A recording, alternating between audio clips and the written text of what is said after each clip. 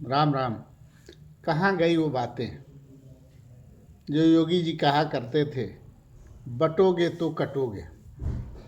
RSS प्रमुख कहते थे एकता में बल है। मोदी जी कहते हैं एक रहो मजबूत रहो।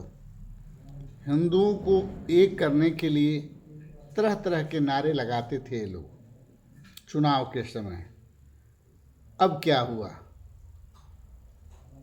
यूजीसी क्या इसी का आशीर्वाद है? क्या हिंदुओं को भी टुकड़े टुकड़े गैंग की तरह बांटने की तैयारी है? क्या जो ये वादे बोल रहे थे, जो ये बातें कह रहे थे, बटोगे तो कटोगे, एकता में बल है, हिंदुओं एक हो जाओ, मुसलमान तुम्हें बर्बाद कर देंगे, तबाह कर देंगे, अब क्या हुआ? अब हिंदुओं को भी एक साथ रहने देने का इनकी मंशा नहीं है? क्या अब हिंदुओं को भी एक साथ रहने देना नहीं चाहते हैं? इसीलिए यूजीसी लाए हैं। यूजीसी लाए हैं।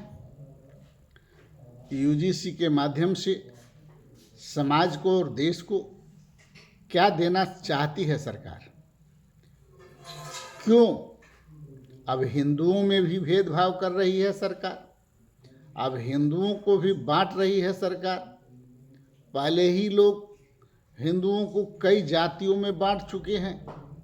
अब यूजीसी के माध्यम से सरकार समाज में क्या परोसना चाहती है, क्या देना चाहती है, क्या बताना चाहती है, और इससे इसको क्या फ़ायदा होने वाला है, और किस फ़ायदे के लिए सरकार इतने निचले स्तर तक गिरने के लिए तैयार है, जो यूजीसी जैसे कानून लाकर हिंदुओं को भी टुकड़े टुकड़े गैंग की तरह बांटकर, नफरत परोसकर, और जिसकी अधिक जातियां हैं, जिनके अधिक लोग हैं, उनकी सरकार बनाने की तैयारी में लगी हुई है। क्या इससे देश का विकास होगा? क्या इससे समाज का विकास होगा? क्या यूजीसी देश के लिए शुभ है? क्या यूजीसी समाज के लिए शुभ है? क्या यूजीसी छात्रों और छात्राओं के लिए शुभ है? नहीं। ये एक सोची समझी साजिश है, सोचा समझा प्लान है।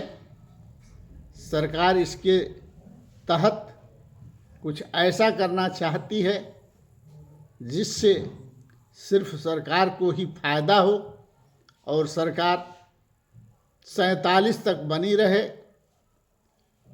जैसे कि ये लोग कहा करते हैं, इंटर के बाद 12वीं में एडमिशन लेना होगा।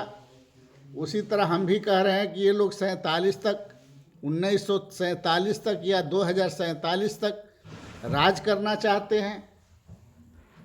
आखिर ये करना क्या चाहते हैं? यूजीसी कानून लाकर हम हिंदुओं को भी बांटने की तैयारी में सरकार है, और स्वर्णों के साथ सौतेला व्यवहार कर स्वर्णों को निम्न स्तर तक गिराने की तैयारी में सरकार है, जो देश और समाज के लिए कहीं भी हितकर नहीं है। यह वही स्वर्ण समाज है जिन्होंने 565 रियासत हंसते हंसते सरकार को दे दिया, और उस 565 रियासतों को सरकार ने दलितों में, बैकवर्डों में और तमाम जातियों में बांट दिया। आज उन्हीं स्वर्णों की ज़मीन की बदौलत, उन्हीं स्वर्णों के संपत्ति की बदौलत पूरा देश आज ज़मीन वाला है। सब समाज के लोग ज़मीन वाले हैं। आज सबके पास थोड़ा या ज़्यादा ज़मीन है।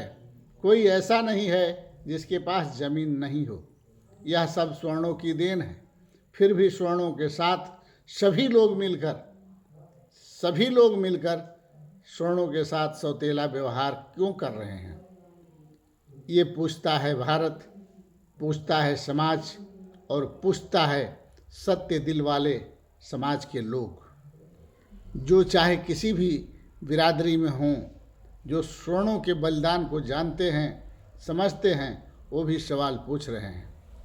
इसी सब बातों के साथ मैं अपने बातों को विराम देता हूँ, लेकिन इतना ज़रूर कहूँगा कि जो सरकार आज तक हिंदू मुस्लिम कर रही थी, मंदिर मस्जिद कर रही थी, अब वह सरकार हिंदुओं को भी बांटने में लगी हुई है।